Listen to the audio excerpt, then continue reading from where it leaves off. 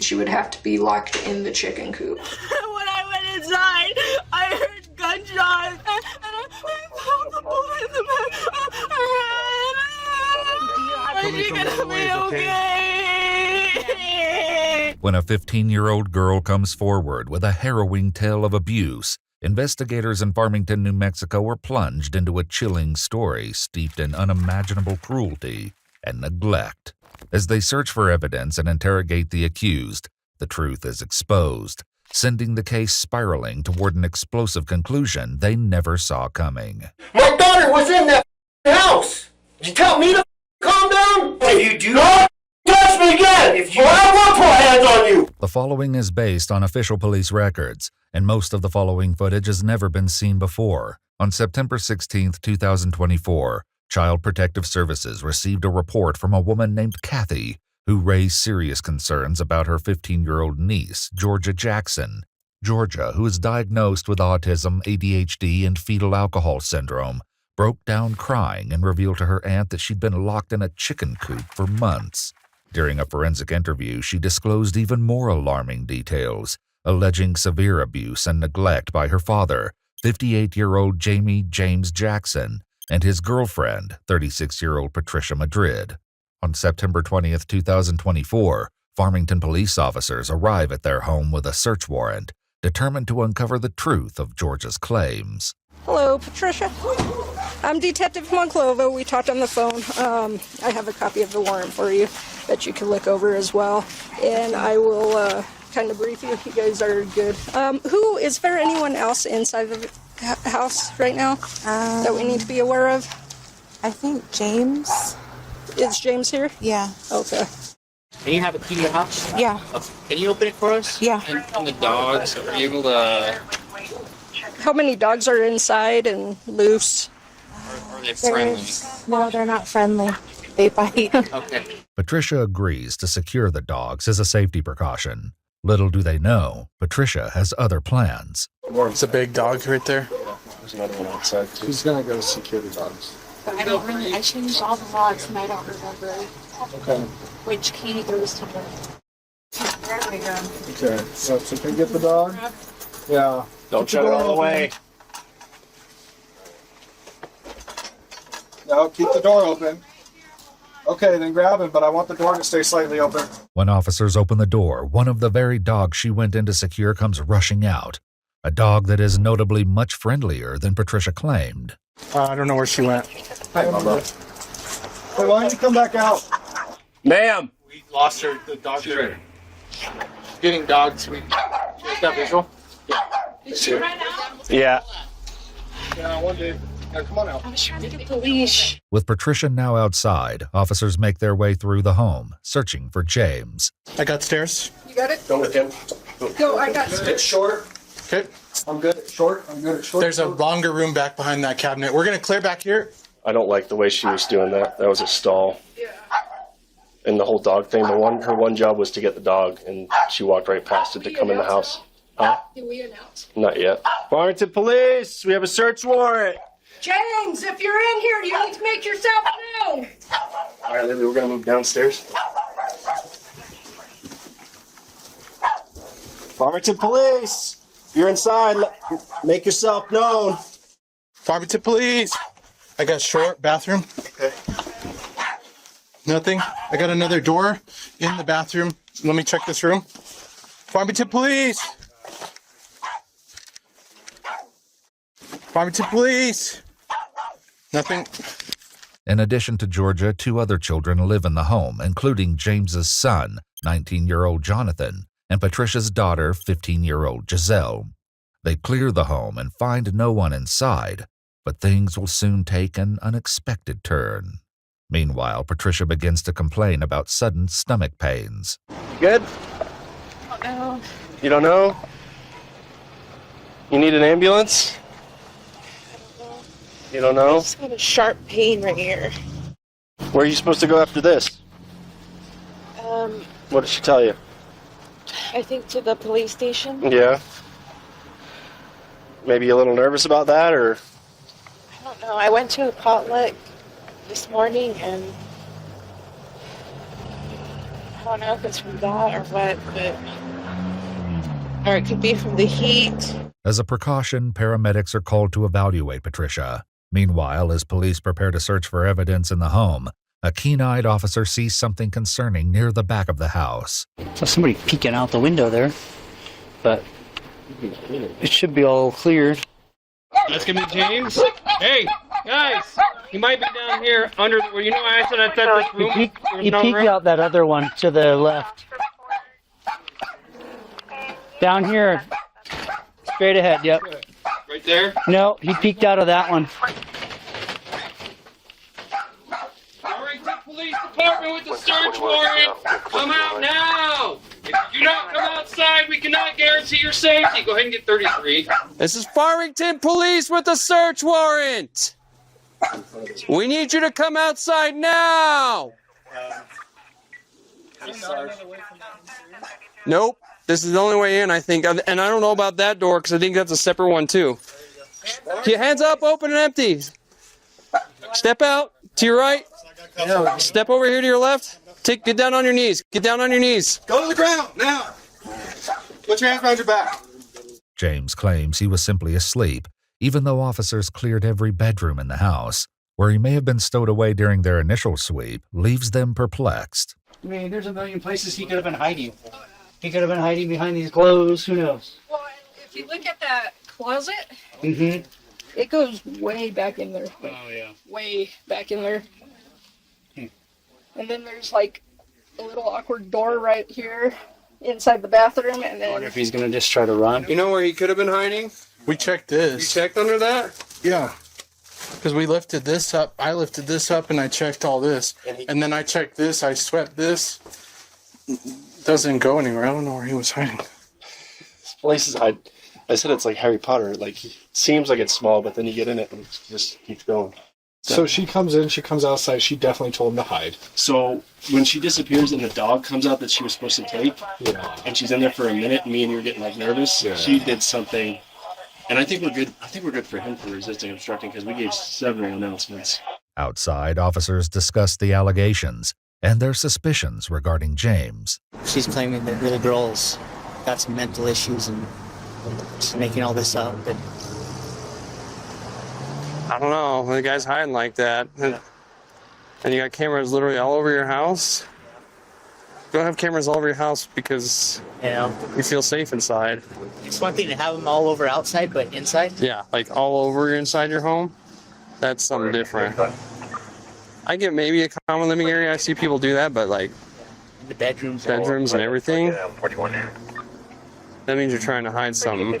As paramedics evaluate Patricia, Detective Monclova tells the officers what they should be looking for as they search the home. Any locks, guns, chains. things that can be used to lock people up, or things that can be used to hit. Or Yeah.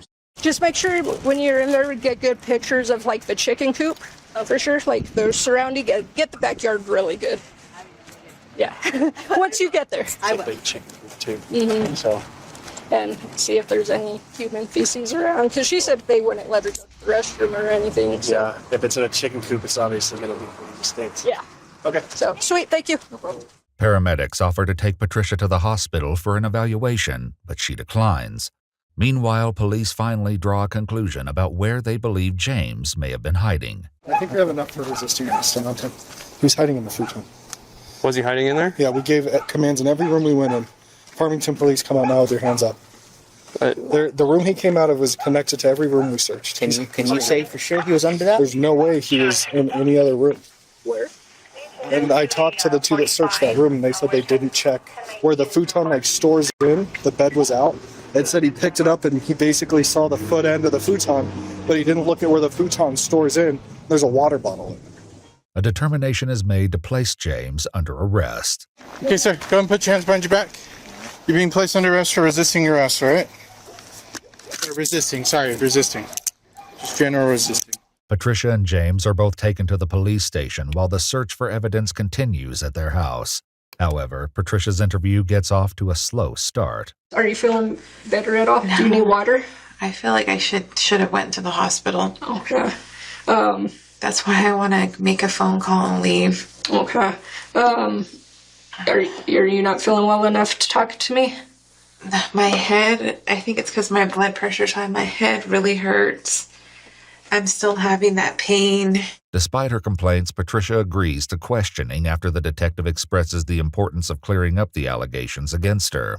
James also agrees to answer questions, and both are read their Miranda rights. During their interviews, Detective Monclova will present multiple allegations and attempt to get their side of the story. However, their accounts will quickly unravel when weighed against the chilling evidence found in the home and on their cell phones. Real quick, what I want to start out is, I guess, how long have you and Patricia been together? 10 years. 10 years, okay. George has always had some sort of a, I don't know, grudge. Ever since me and Patricia got together, since her mom passed away. And when did her mom pass away? A little over 10 years ago. James and I met a few months after her mom died. But when I met James, he said my wife died. Mm-hmm. But he never told me when. So I think maybe him and I getting together that close to when her mom died affected her.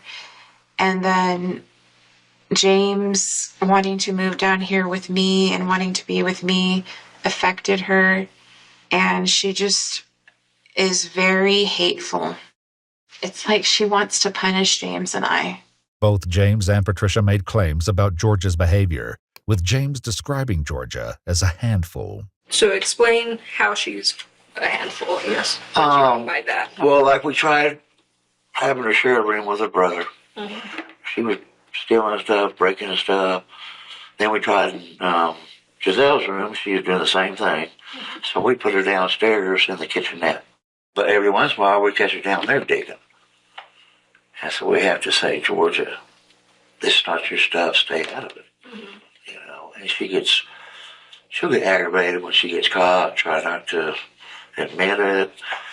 And we're like, we see you doing it. She would get violent with my daughter. Like when they were playing Barbie, she would like hit her and tell her, you better do it like this. And she was writing things to my daughter while she was in school, like, I hate you, I hope you die. She looks like this frail, innocent person, but she's not. Patricia adds that Georgia's lack of hygiene was a major issue, which they addressed with a psychologist named Priscilla, who was supposedly helping her with a bathing and restroom schedule. So the allegations that were brought up was she said that she is only allowed to use the restroom at certain times. Mm-hmm. Okay. And that if she wants to use the restroom outside of those times, she has to get permission from both you and James in order to either shower or use the restroom. Is that accurate or?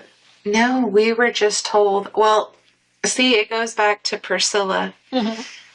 We're like, how do we do this? Mm-hmm. You know? And she just said, you can't force her. Just let her do it by herself. And so that's what James and I were doing. The psychologist that we seen told us not to prompt her, not to tell her to use the bathroom, that she needs to ask us. Because it's forcing her, is what the psychologist told us. And then there was also allegations of having to actually being locked in the chicken coop out back. Okay. Tell me about that. She said that every morning from about 6 o'clock in the morning until 10 to midnight at night, she would have to be locked in the chicken coop. I'm not aware of that. James also denied this allegation. Why do you think she would say something like that? Well, she does a lot of lying. I just hate to say it, but I really don't have anything to do with her. Just because I'm always the target of all these allegations and stuff. Whatever she's doing or where she's at, it's all on James. During their search, officers examined and photographed the chicken coop, a small wooden structure with a dirt floor, searching for evidence that someone could have been locked inside. It isn't long before they find what they're looking for. That's where it all took place? In the chicken coop? That's where it's at. Is there a place to lock it? Sure is, right? Yeah. The padlock was right here. The chain was on the chicken coop. While Patricia and James each denied the allegations, the truth of Georgia's cruel detainment would later be discovered in a series of text messages exchanged between them. In one, Patricia tells James that Georgia can't be trusted and callously suggests they build her a cage. In another, Patricia questions why Georgia is in the restroom when her bathroom time is 7:45 and 5 p.m., lending credence to Georgia's claims she's only allowed out twice a day. Other messages from Patricia include no bathroom for her and lock her out if you have to. In addition to the chain and padlock found on the chicken coop, another is found in the floorboard of the car Patricia was driving. The lock is eerily similar to one Patricia sent to James after telling him to lock her in. We have a whole bunch of padlocks and everything. That circular one that you guys took from my car, that was on the faucet because somebody was stealing our water. In one message, Patricia notices that Georgia is urinating more frequently, accuses her of stealing water, and asks if they can shut the water off. Georgia would also claim that on rare occasions she's allowed to sleep in the home on the cracked tile floor by the front door, an area the detective pointed out during their initial sweep of the house. So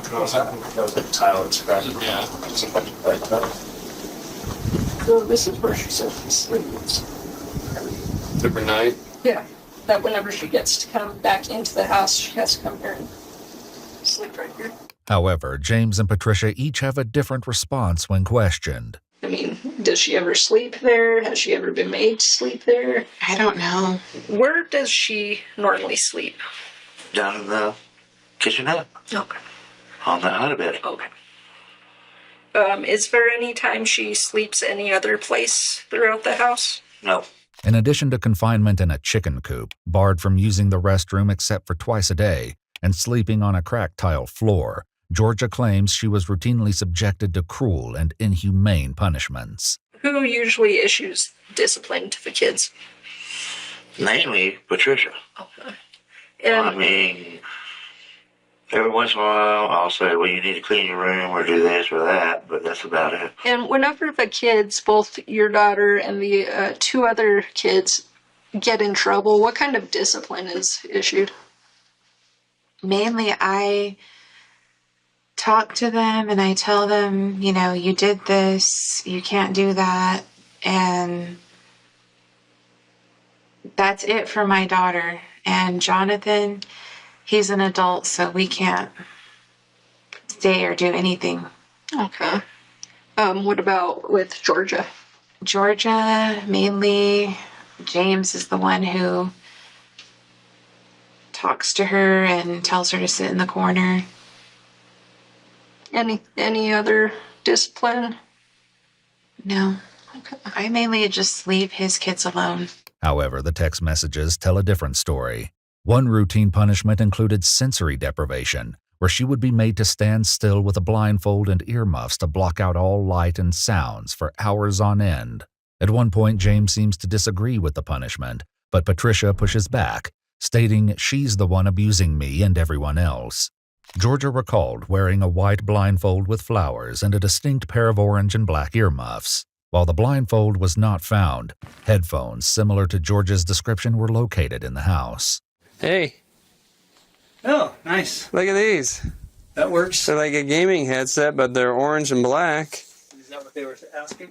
They were orange, saying they were orange? Yeah, those are like a red, but I like it. We're going to call it that. I mean, I don't know. I know. That's a gaming headset, but I'm not going to say that couldn't be it. I don't know where she's coming up with this stuff.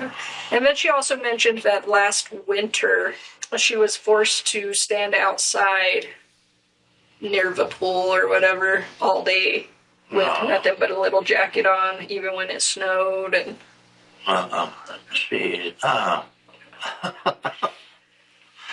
what do you think about the allegations? Like, what's pressing your mind right now? What comes to mind for this stuff?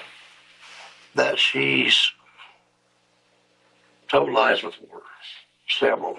Georgia also showed investigators 2 scars on her wrist and forearm, which she says were caused by beatings with a studded belt wrapped in baling wire, an object not recovered during the search. She believes it was discarded after it snapped in half during its final use. What about a belt? She mentioned that there was a belt that was used on her. I don't know. I have belts, but they don't fit me anymore. And James, all I know that he has is just that rope belt that he wears. Okay, so there was also an allegation of, I guess, you and Patricia were kind of arguing or whatever, and it had to do with Georgia because Patricia was getting on Georgia about something. She said this was taking place inside the house. You got upset, grabbed a gun, and placed it against her head. No. No way. That's crazy. So that was another thing, just being told that. Patricia has grabbed her by the hair, thrown her around like a rag doll and sort of thing. And not that I've seen. And then she says that,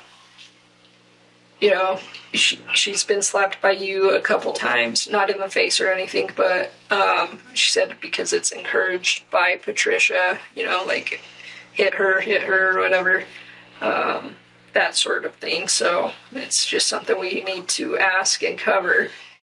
Yeah. So you're saying none of that has ever... Well, not that I've seen. Georgia also told investigators she was routinely starved, and when she was allowed to eat, she wasn't provided with the same meal as her siblings. Several texts exchanged between Patricia and James revealed she was routinely denied food, including one that reads, "The rest of the day, don't feed her, and don't feed her until she's dying for food and starving." Patricia even accuses her of stealing food from the garden and tells James to lock her back up. I will say this. They have plenty of food. In a message sent from James to Patricia, Georgia appears hunched over. Rather than show concern, Patricia and James engage in laughter and jokes at her expense. At one point, Georgia began having stomach cramps. While James mentioned taking her to the ER, Patricia appeared to dismiss it, saying to give her Tylenol and commenting, "Damn, she's awful." One exchange suggests that Patricia was aware of the effects of starvation on Georgia. In her message, she instructs James to feed Georgia ice cream and 6 ramen meals per day, noting that she needs to look different when Roth sees her, in reference to Georgia's counselor. Perhaps unaware investigators would later find these messages, Patricia tells Detective Monclova there's a reasonable explanation for where Georgia came up with her story. My family, they tried to, help us with her and take her and stuff, but they're afraid of her too.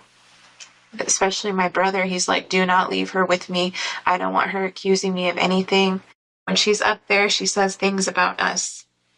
And she's really into stalker books, murder stuff, just gory things.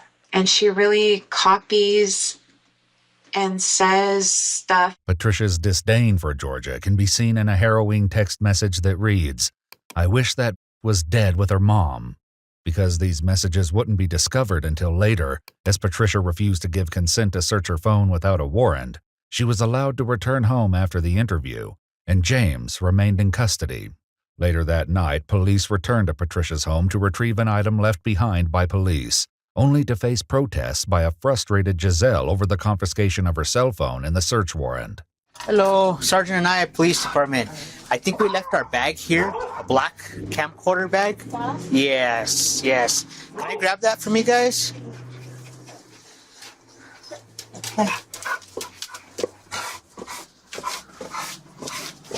Perfect. Thank you so much. Is there any update on my phone? Okay, go ahead, step. I can't hear you with the dogs. I really need my phone for my medical. Yeah. I really need it. Okay. And it's unfortunately, when there's a crime like this that's alleged, right? We can see those, right? Yeah. And it's to call your doctor. Yeah, is that what it is? I have to update her. Okay. On if I'm gonna have. She has to know if I have my allergy attack, if I need a refill on my EpiPen, and everything. Okay. It's for my allergies. I have severe allergies to everything, basically. Okay. Let me see if that's even possible. I can't guarantee it because it's not just us saying yes, we're going to do this, right? It's because like we're talking to your mom. Your mom said that she wanted us to get a search warrant because she wanted to talk to her attorney about dumping the phone. So with her. But she didn't say anything to me like that. Yeah. Because your mom's a suspect, right? But she just took my phone and said, "What's the password?" Mm-hmm. Okay. And that doesn't feel right. Yeah. I feel like she, just because I'm a child, she used that against me. If we can, I have to use it for school too. Yeah. I understand. I understand where you're coming, but these are that's the problem with these types of situations, these crimes. I've been through one of these situations. Yeah.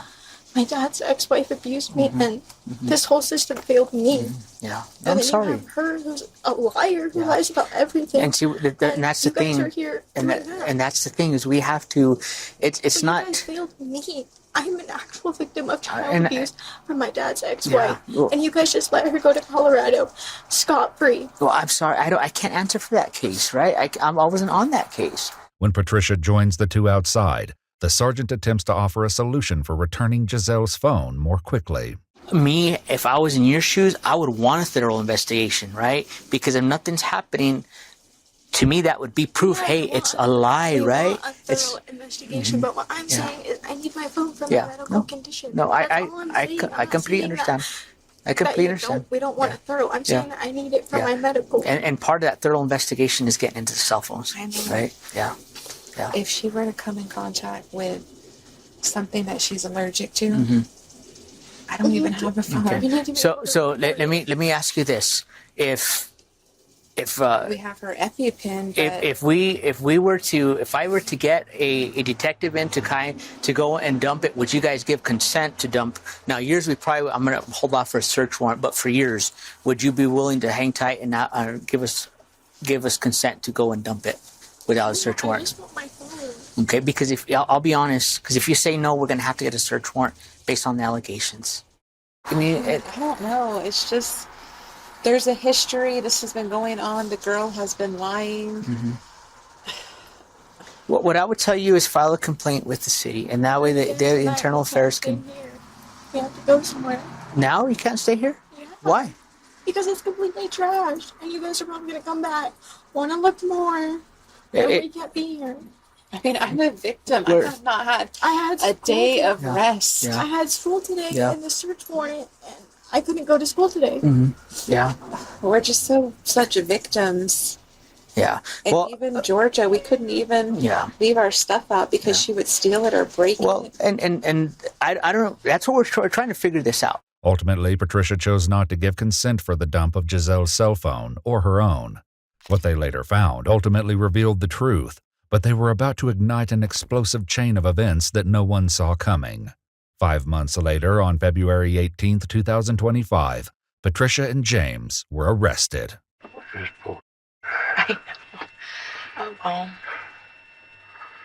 Oh, I love you. Love you. We'll get through it, babe. And now we have to go to court. Patricia and James each posted bond and were released from custody. 8 days after the arrest, Giselle places a frantic 911 call that changes everything. In a shocking twist, Patricia has been brutally shot in her own driveway. As police respond, a second caller reports seeing a suspicious subject fleeing the scene. All units, we have another caller, and there was a male that ran on foot across the road. At the time of call, last seen wearing a beige jacket on a bicycle, wearing black pants with a black backpack with black shoes. A man fitting this description would later be captured on local surveillance cameras. With an armed suspect still at large, Farmington police officers arrive and prepare for a confrontation. As they exit their vehicles, the teenager's panicked screaming can be heard from the driveway. Get my shield, somebody. Where is she? Where's your... Okay. Stand right there. Okay, watch the bullet.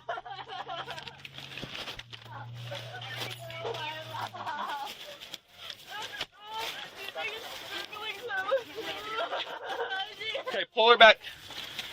Get her out of here. Officers escort Giselle away from the scene, her cries continuing as they guide her safely to a police cruiser. Oh, you're gonna be okay. Come in.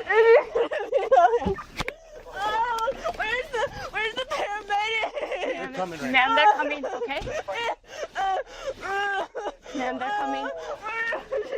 Ma'am, they're coming. Ma'am,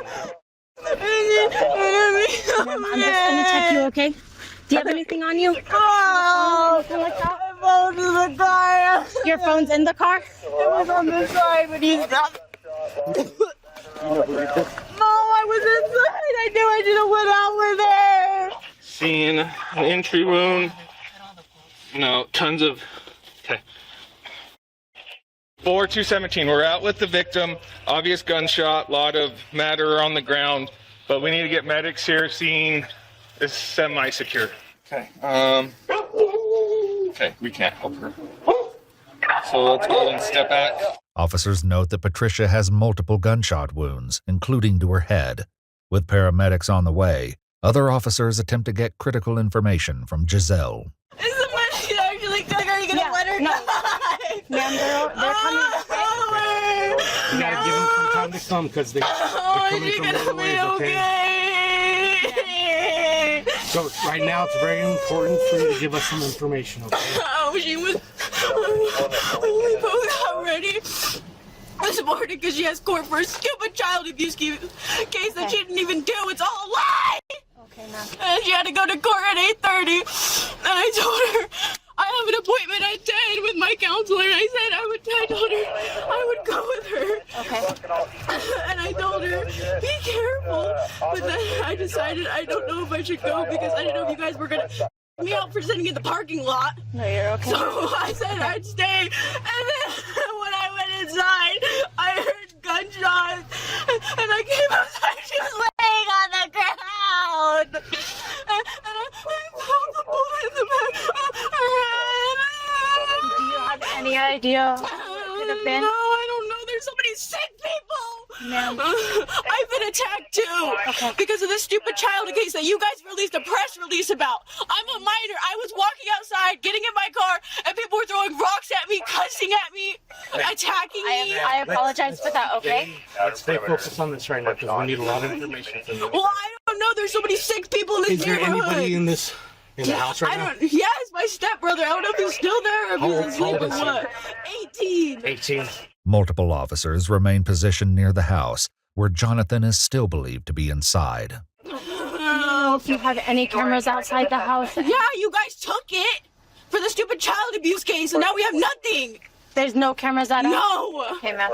Paramedics arrive and quickly load Patricia into the back of an ambulance, a scene which leaves Giselle inconsolable. Is she getting loaded up? You said she's 18? Ma'am, I need you to stay over here, please. We're taking off right now. I need to go with her. Ma'am, like I told you, it's very important for you to be talking to our detectives right now. Well, where are they? Give us them a little bit. They can't just appear right now. Give them a little bit, okay?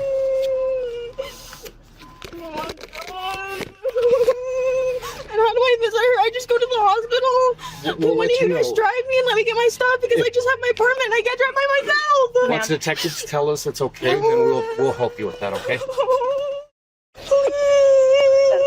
Ma'am, will it help if I help you breathe? No, I want to be with my mom. Where's Jonathan's dad at?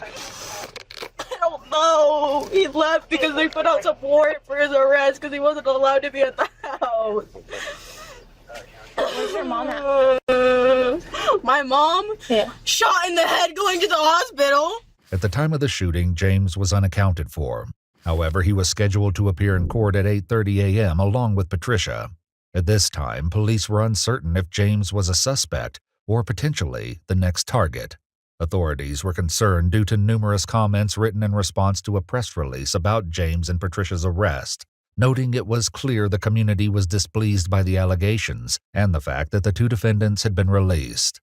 Giselle begins to float many theories for who may be responsible for shooting her mother, beginning with James's son, Jonathan. He has a very violent past. He used to pull butcher knives on us. Okay. And he attacked my mom. He attacked me. Do you know when this was? Do you know when he attacked you guys?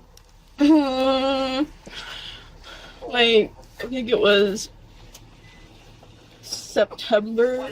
September of last year? Okay. And can you tell me why you think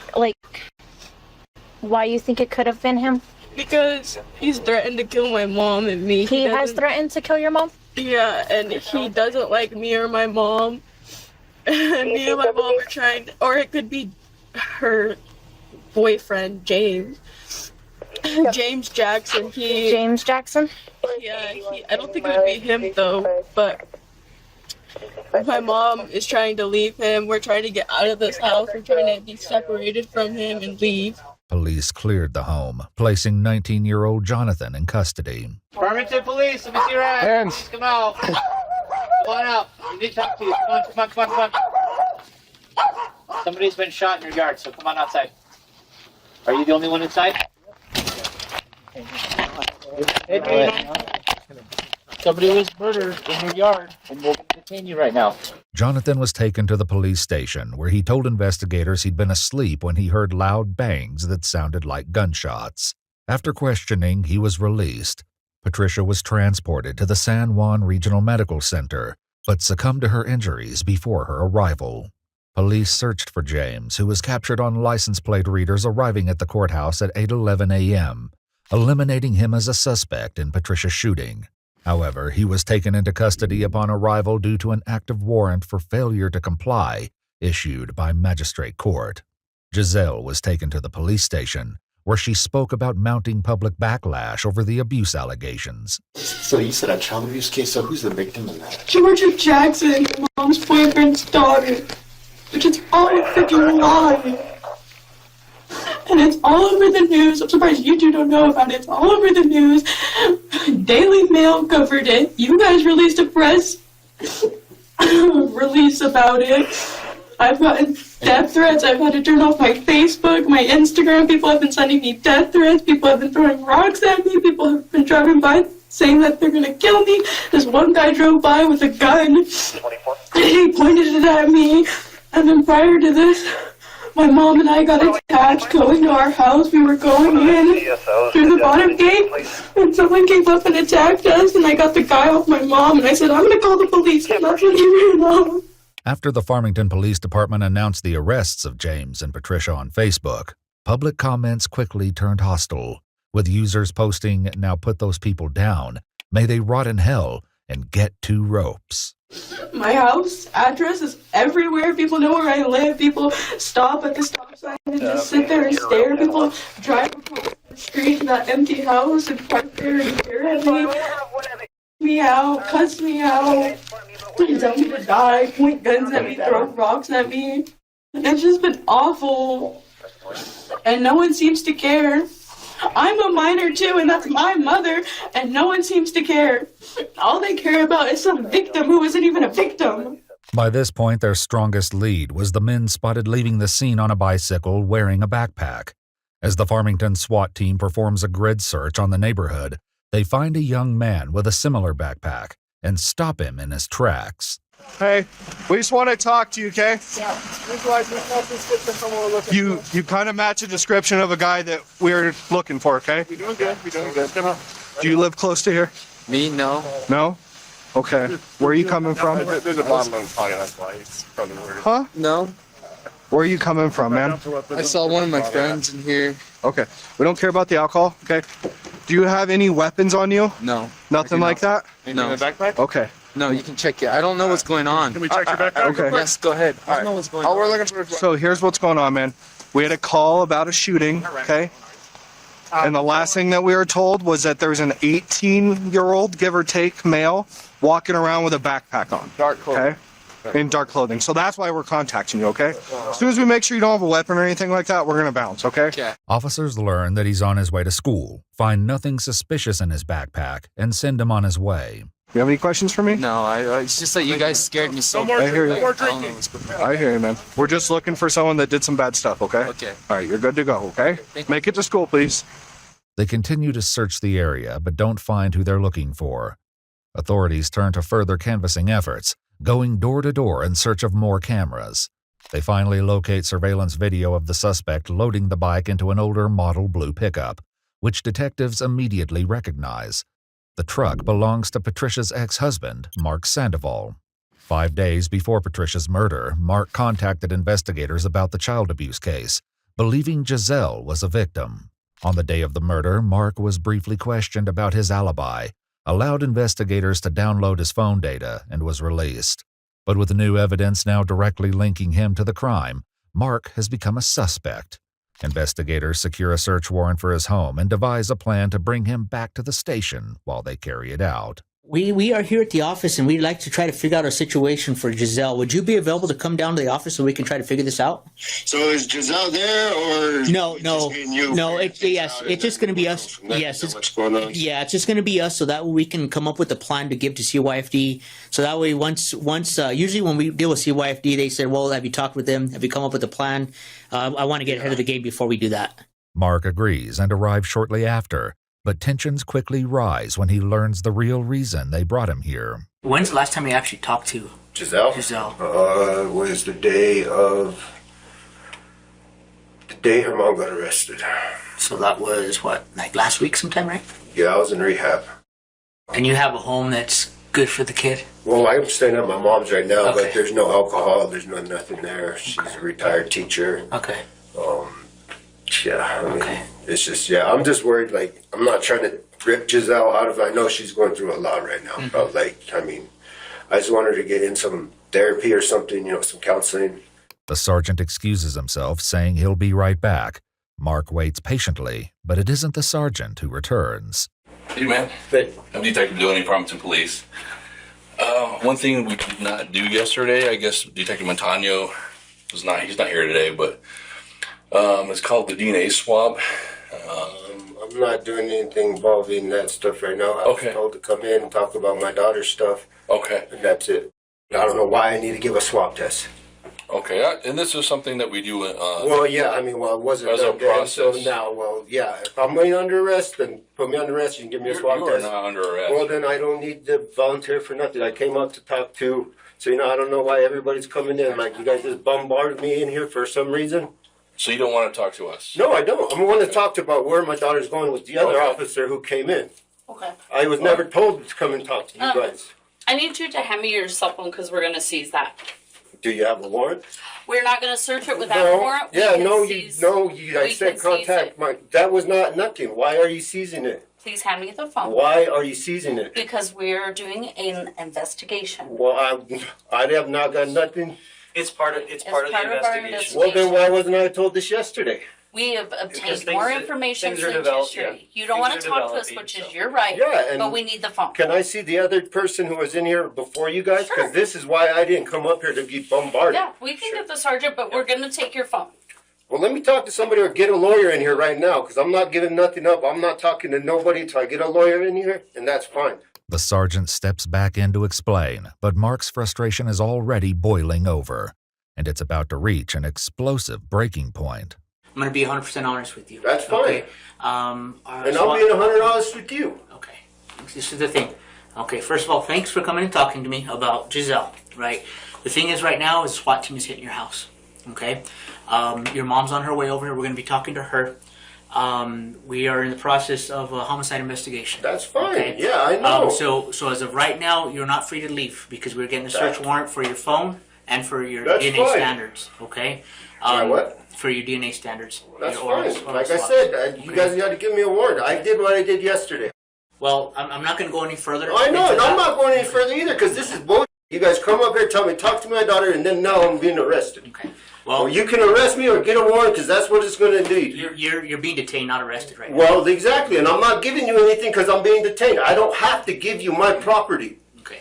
No, you don't have to. But Exactly. Once there's a warrant, yes, that's fine. And you guys can show me the warrant, and then I will. So this is the next thing, okay? I know the phone's in your pocket, okay? Yeah. If you pull it out and manipulate it, that's another charge, and we will. Did I pull it out? No, I haven't. No, have I touched it? No. I'll put it right here in front of me. It doesn't matter. But I'm not giving you my phone. That's right. You can keep it in your pocket. That's fine. But you just can't put your hands in your pocket, and then one of us is going to have to stay with you. You guys can stay in here all you want. I don't care. Okay. Police would later begin their search at Mark's house, which he shares with his mother and older brother, Matthew. They begin with the blue Chevrolet truck, earlier seen on surveillance cameras. Oh, I got all sorts of bullets for 22.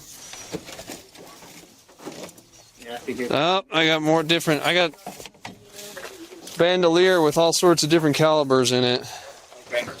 Where did you find Where was that at? In the back seat. So he's got like 22 long rifle, 45 Colt, and then 7.62, all in this bandolier. However, none of the bullets matched the .380 casings found at the scene of Patricia's murder. They moved their search into the house, where they'll make more than one intriguing discovery. He's got the filings for Patricia's stuff right here. For the recent stuff, so what is this? This is a order sending conditions of release with her address. He's got a case filing conditions of release for Jamie Jackson. Officials are already aware that the release of Patricia and James from custody 1 week ago drew widespread public criticism, and Mark's own admissions in the interrogation room show he shares the same frustration. Kid who got beat and tortured and you guys didn't do. A kid tortured in a chicken coop. Really? Let's let him out. That's not on us. I know, but it's the system. It is the system, right? But that's not on us. I know. The investigator that investigated that crime did a good job. I know. I was talking to him right now, and you guys came in and up. Yeah. Well, we're not. I don't want to make you upset. Oh, you did. This has been upset since I got out of rehab. Found out my daughter's mom and child abused somebody for 14 offenses. My daughter was in that house. Did you tell me to calm down? I'm not trying to tell you to calm down. Just. The detective informs Mark they need to do a routine pat-down, but things only further escalate.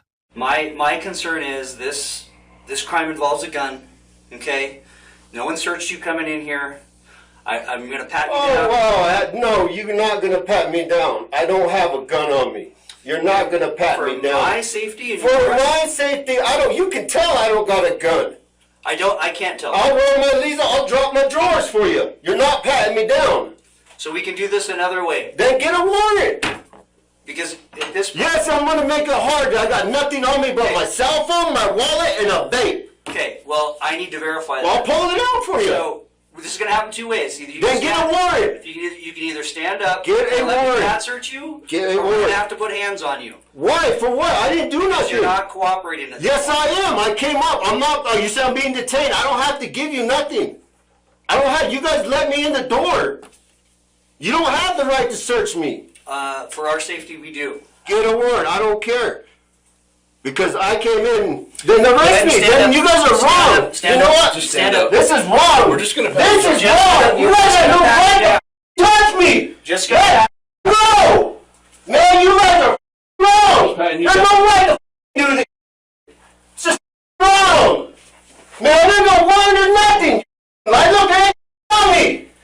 Let me go. We will as soon. Let me go. I'm not holding you. No one's. There's nothing on me. You know that.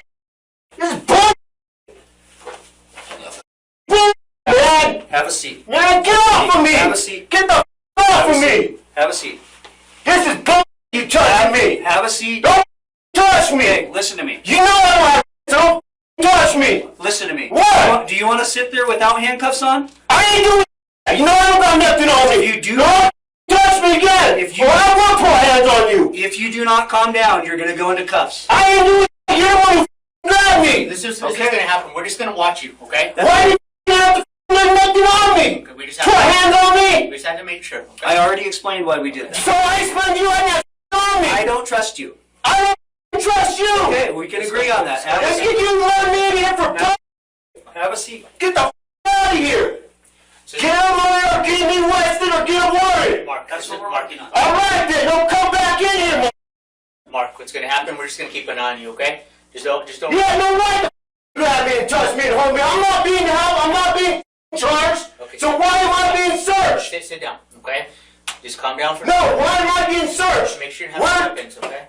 Turns up, baby. You think I'm going to come into a police station with weapons? Sit down. Okay, just calm down, man. Where the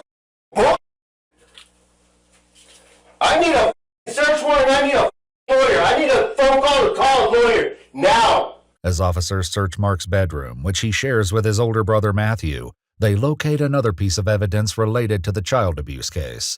Oh, crap. Hey, come take a look at this. Where's Brittany at with the camera?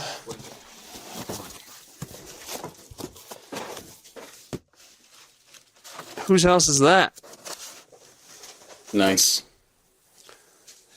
Jamie's house. It says exhibit for restraining orders. The box contains photos taken by police during the child abuse investigation. Although both Mark and Matthew were prohibited from owning firearms due to their felony records, multiple guns are found in the bedroom, including a rifle under one of the beds and a small caliber revolver in a drawer. However, neither matches the gun used to shoot Patricia. Can I smoke in here? No, sir. What happens if I do? You gonna take me out to smoke? I can clarify with this. I'm not being detained. I'm just being detained. I need to smoke a cigarette. You're gonna hold me in here, it should be a smoking room, or take me out to smoke a cigarette. I mean, why are you guys holding my rights against me? You're not arresting me, so why can't I go out and smoke, or I'm gonna smoke in here? We can't smoke in the building. Well, I'm gonna smoke in the building. You're not. Oh, yeah, I am. Or what's gonna happen? What's gonna happen if I smoke in the building? Any vape in here? Okay, are we taking it? You can't take it. Okay, listen, so we don't You want to take it from me? Listen, he can't put his hands in his pocket. We don't want to take it, okay? But you can't smoke in here. And we're not going to take you outside. So just deal. So then can I get my phone call? The supervisor's working on it. I already told you. He's already aware of it, okay? Well, can I talk to the supervisor? He's all the way in the other room. Well, go get him. I'm not going to leave. Well, you got 3 others and you got Big Boy there. Somebody go get the supervisor. Okay. I got questions to know what's going on. Obviously, your supervisor knows, so can I talk to your supervisor? Now. In a little bit. Can you go get him? No. Will you go get him? Mr. No Talker, will you go get him? No? I'll go. You're going to stay in this room.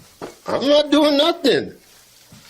Okay, sir, we're trying to work with you, Hey, okay? sir, I'm Sergeant Olson, Farmington Police Department. You're the sergeant? I'm one of Can I make a phone call? No, you cannot. Why not? You're being detained right now. For what? I can't smoke, I can't use my... Then arrest me! We're getting a search warrant for you. Then arrest me! No, you're being detained. Well, how long do you have to detain me for? Until we get the search warrant. So, then, yeah, that's how you get the search warrant. So you pretty much then just arrest me. No, you're being detained. Well, be detained. Why can't I make a phone call? You're violating my rights. You don't have a right to a lawyer right now. Oh, then why am I doing here then? What the am I doing here if I don't have a right to a lawyer? Why am I here? You're being detained. For no reason. I gave you the... You guys both lied to me, said to come up here to talk about my daughter, Sir, and now this bull you guys pull. This is the first... Who the is lying here? I have not talked to you. Who is lying? While executing the search warrant at Mark's house, investigators looked for receipts indicating a .380 firearm purchase.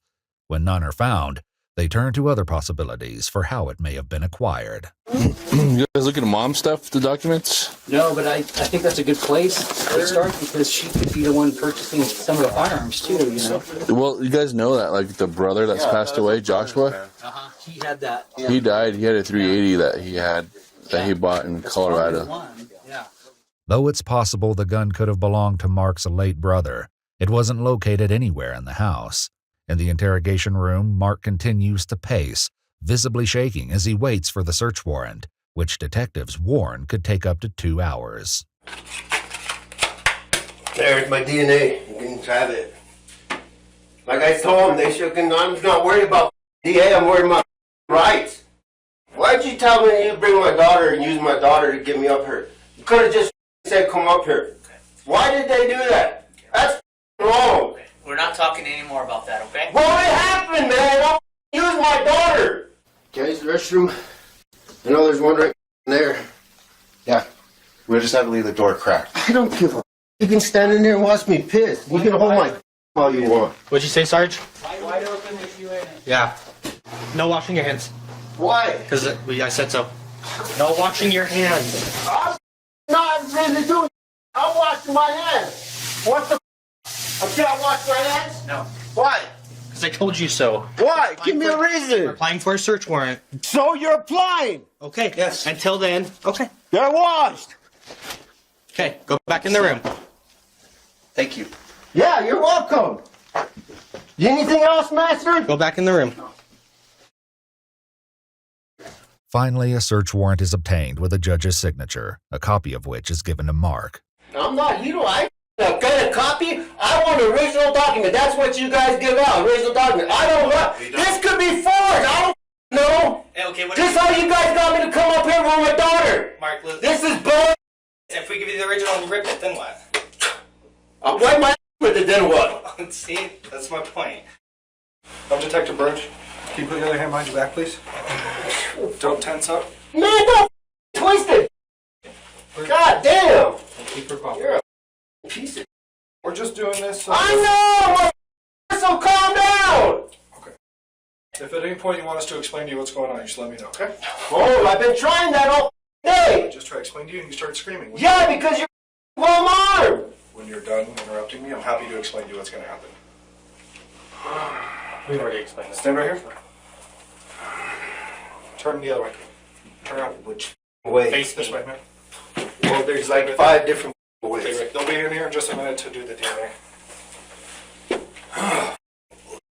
In accordance with the warrant, a technician takes multiple photographs, performs a gunshot residue test, and collects Mark's DNA. Sample my.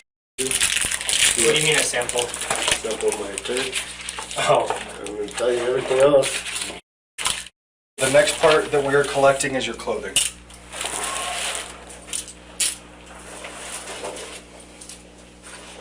Including but not limited to pants, underwear, shirts, socks, shoes, or others. So what? I'm supposed to get butt naked? So we have this Tyvek suit that we're going to put you in, okay? God. So we're also going to collect your glasses. What am I supposed to see? You want my hairband too? After tossing his hairband on the ground, officers collect that too. With the search warrant complete, Mark is allowed to leave. But a shocking discovery the following day changes everything, turning the entire case on its head.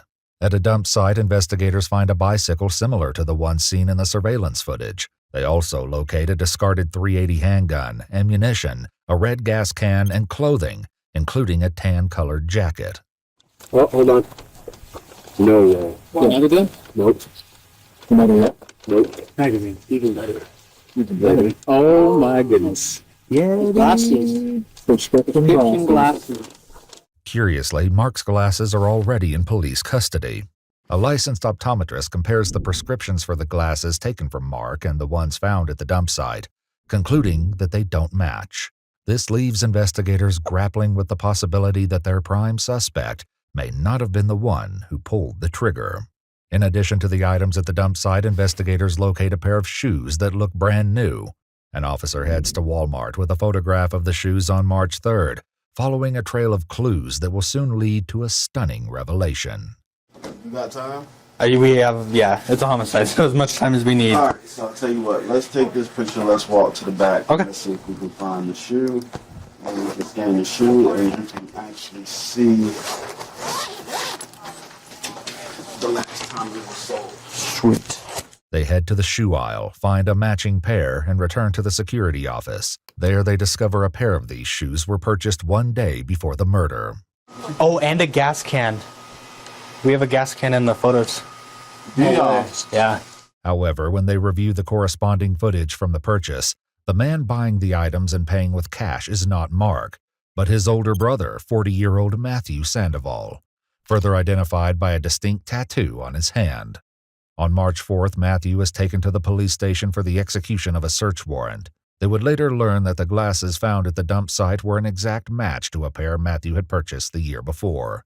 He remained silent at the police station, leaving investigators with little hope of understanding his motive.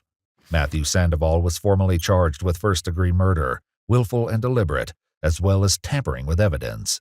He's being held without bail, and a trial date is set for October 20th, 2025.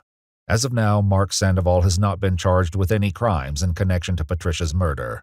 For his role in the case surrounding 15-year-old Georgia, 58-year-old Jamie James Jackson was formally charged with 14 felony counts, including 7 counts of abuse of a child not resulting in death or great bodily harm, and 7 counts of conspiracy to commit abuse of a child. He was later released under pretrial supervision. A pretrial conference is scheduled